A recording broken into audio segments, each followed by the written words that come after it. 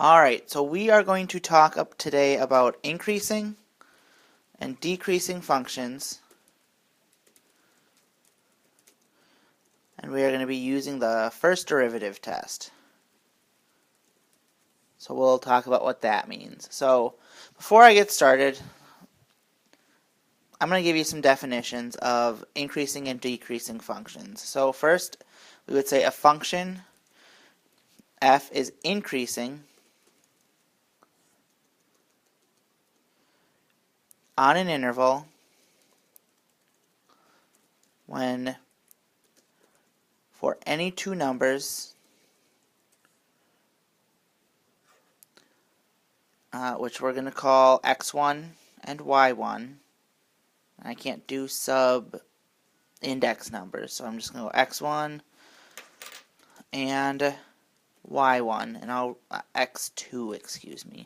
I'll rewrite these below so you can see what I want you to be writing. In the interval, if x1 is less than x2, implies that the f of x1 is less than the f of x2. So essentially, if we've got two x values and the first one is less than the second one, and we put them into the function, and the y value at the first x value is smaller than the second, then our function is increasing. We would also say that a function f is decreasing on an interval when for any two numbers, x1 and x2, in the interval, x1 is less than x2 implies that the f of x1 is greater than the f of x2. So I said I was going to write this how I would like you to. x1, x2, I would like to see that that's x with an index number below it.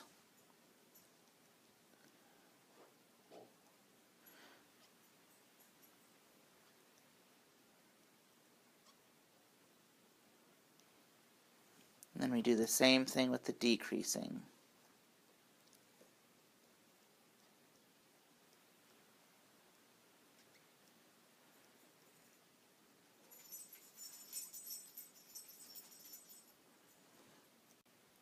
So now I'm going to actually give us our first theorem for the day, which we're going to call Theorem 3.5, and we're naming it the test for increasing and decreasing functions. So we're going to start this theorem off by saying let f be a function that is continuous on the closed interval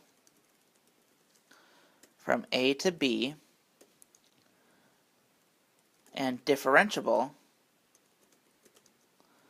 on the open interval from a to b. Then the three conditions here, or the three following statements, are true. If the derivative of x is greater than 0 for all x in a to b, then f is increasing on the closed interval from a to b. We can also say if f prime is less than 0 for all x in the open interval a to b, then f is decreasing on the closed interval a to b. And finally, there's a little bit more.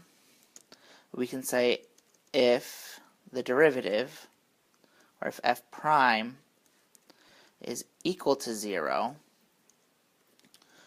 for all x in the open interval a to b. Then f is constant on the closed interval a to b. So now let's actually look at our first example. We are going to find the open intervals on which the function is increasing or decreasing. And the function we're going to look at is going to be f of x equals x cubed minus 3/2 x squared.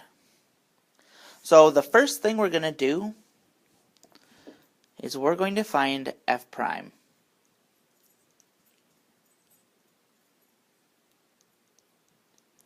So if we take the derivative of this function, we're going to end up getting f prime is equal to 3x squared minus, if I bring the 2 down, 2 times 3/2 is just 3x.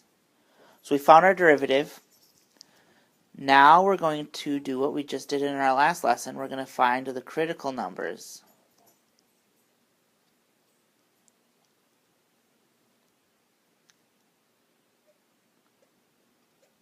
So we're going to set f prime equal to 0. So we're going to take 3x squared minus 3x and put it equal to 0. We can factor out a greatest common factor. That would be a 3x. We'd be left with an x minus 1 equal to 0. And then we'll set each factor to 0. 3x equals 0. In that case, x is going to equal 0. And then x minus 1 equals 0. In that case, x will equal 1. So now we're going to determine our intervals.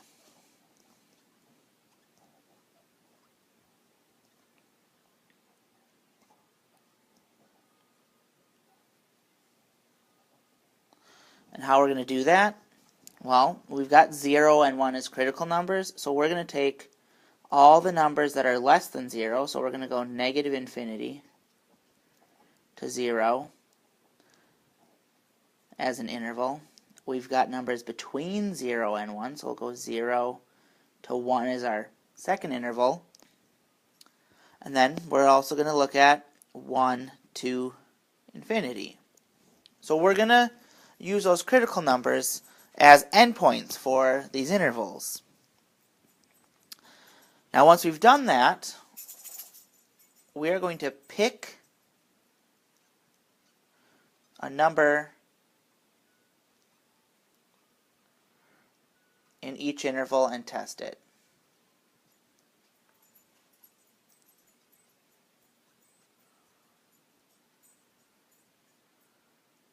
So from that first interval, negative infinity to 0, we're just going to pick a number that's between that. So we're going to look for f prime, and I'm going to use negative 1. And we found f prime is 3x squared minus 3x. So we're going to go 3 times negative 1 squared minus 3 times negative 1, which is going to give us 3 plus 3. So we're going to end up with 6. And since 6 is greater than 0 in this interval, we are increasing. We're going to pick a number that's between 0 and 1. I'm going to just pick 1/2. So we're going to find f prime of 1/2. We're going to have 3 times 1/2 squared minus 3 times 1/2. And I'm just going to use a calculator to figure out what this equals. And it actually equals negative 3/4, and that is less than 0, which means in that interval we are decreasing. We've got one more interval to test from 1 to infinity, so I'm going to use 2. So we're going to find f prime at 2. So we're going to have 3 times 2 squared minus 3 times 2. 2 squared is 4, and 4 times 3 is 12. 3 times 2 is 6. 12 minus 6 is 6, which is greater than 0. So again, we are increasing. I'm going to clear some space so I can write my answer. It's going to be a sentence. Alright, so my final answer for this problem, what we are going to say is that f is increasing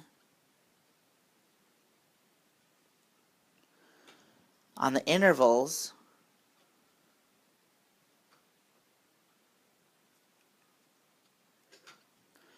from negative infinity to 0 and from 1 to positive infinity, and it's decreasing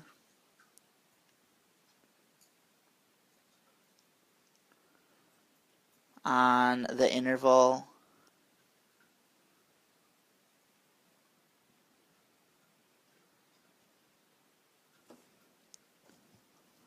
from 1 to 0. That statement, that sentence we just wrote, that is our answer. We're done with example 1. So I want to now generalize that process for you. So these are some guidelines for finding intervals on which a function is increasing or decreasing.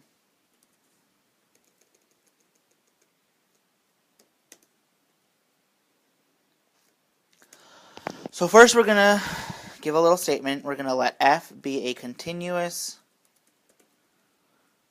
just be continuous, not be a continuous. On the interval, on the open interval, from a to b, to find the open interval on which f is increasing or decreasing, we are going to do the following. First, we are going to locate the critical numbers of f in the interval a to b and use these numbers to determine test intervals. Once we've done that, we're going to determine the sign of f prime at one test value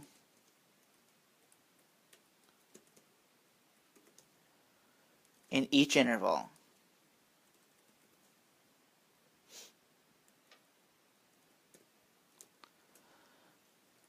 And then we are going to use theorem 3.5 to determine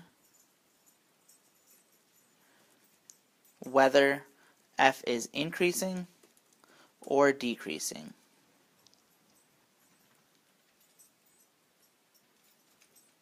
On each interval. Alright, now I've got another theorem before I get to another example. So this next theorem, which is the last one of this lesson, we're calling this the first derivative test. So we need to start this off by saying let C be a critical number of a function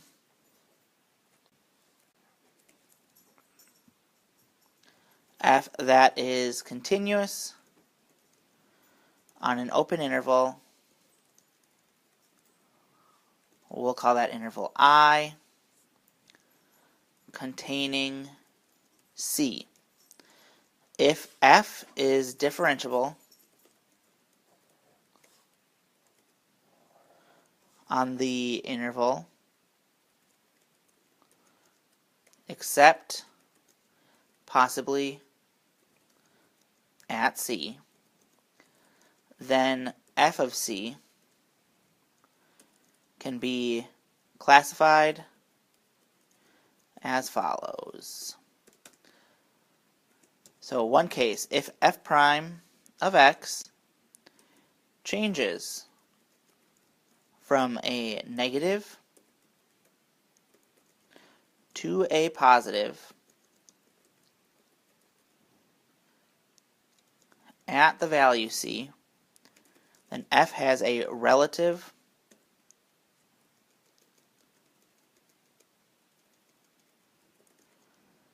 minimum at the point C, f of C.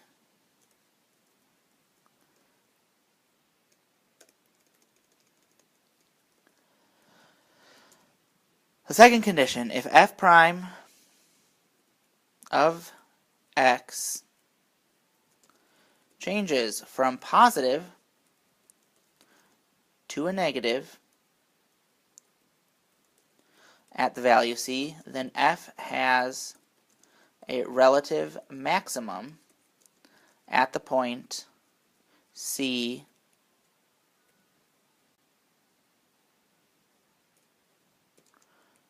f of C. And then our last condition, if f prime of x is positive on both sides of C or negative on both sides of C, then f of C is neither a relative maximum nor a relative